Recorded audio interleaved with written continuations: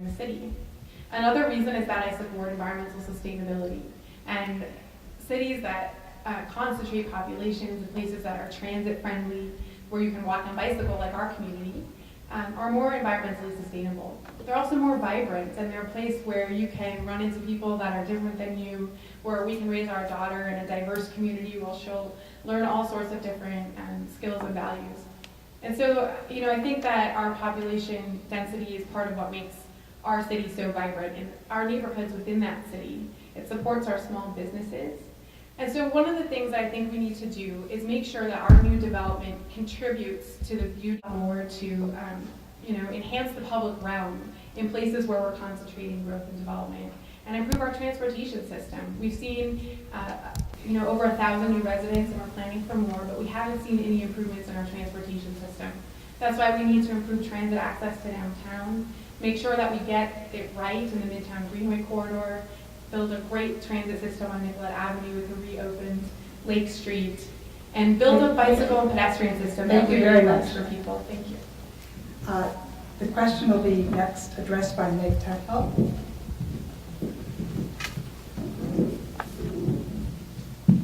Would you please repeat the question? Yes. Do you support policies that encourage an increase in urban density? Absolutely. When my husband and I chose to live here, we both came from suburban areas. This was a conscious choice, was to move into one of the highest dense neighborhoods in the city of Minneapolis, because we were very interested in raising our children in a diverse community. We also were very interested in not having to get in a car every time we turned around. For the 30 years that we owned a small business in this neighborhood, I walked 4 blocks to work. Before that, I walked 2 blocks to work. So this has been very important to us, and we have watched the density grow in the neighborhood, and I think smart density works well. But under my watch, we have also repurposed the Buzza building. The Buzza building was totally rented except for 1 apartment at their grand opening. I worked very diligently with the developer on that building to make sure that they understood the historic aspect of that building and how the community wanted to keep it, and along with the access to the Greenway. So these are some of the projects that I have worked on. But I do firmly believe that we need smart development, and just because the zoning states one thing does not necessarily mean that that project is going to fit into that community.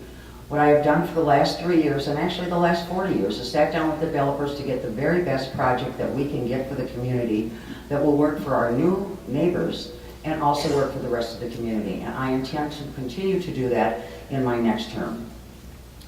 Thank you. The next responder will be Kendall Killian.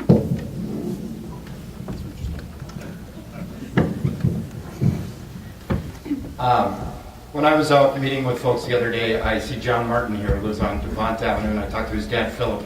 And Philip asked me, Kendall, what is it about our area? How do we maintain this special sauce that makes Ward 10 and this area so wonderful, the great mix of people? And I think it's very important that we do work to maintain that we keep the identity of each street and Lyndale Avenue and Hennepin and Lake Street, and that people really feel that the creative sector and the arts can really thrive. And if we gentrify and just kind of tear everything down too quickly, I don't know if we're maintaining that character. But I do think that increasing population, that there really is a progressive case to be made for increasing population in our community. Because first and foremost, it's welcoming. All the same reasons those of us in this room love living here are the same reasons lots of people that don't yet live in this neighborhood want to live here.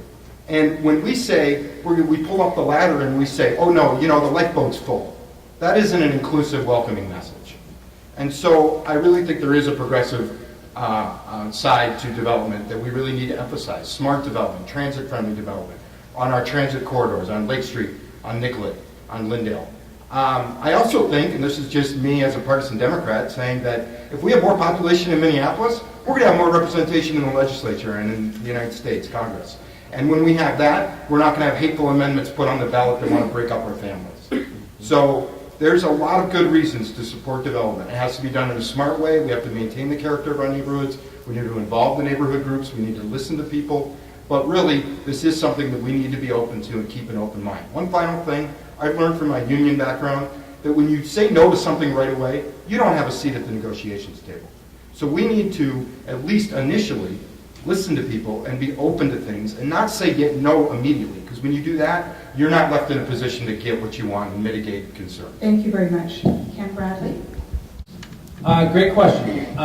First, I support urban density. I think we need urban density in our city, but it's how we do it that matters. So, for example, a few years ago, the corner of 31st and Hennepin, we had a 3-story brick building that was torn down there. That was actually a building that met our city's small area plan for that area. And then we replaced it with a 2-story building, which did not meet our small area plan. I think that throughout history, whether we're looking at Kmart on Nicollet and Lake Street or the CB2 on 31st and Hennepin, when we do suburban-style development, we fail our city because we're not embracing who we are and what we are as a city.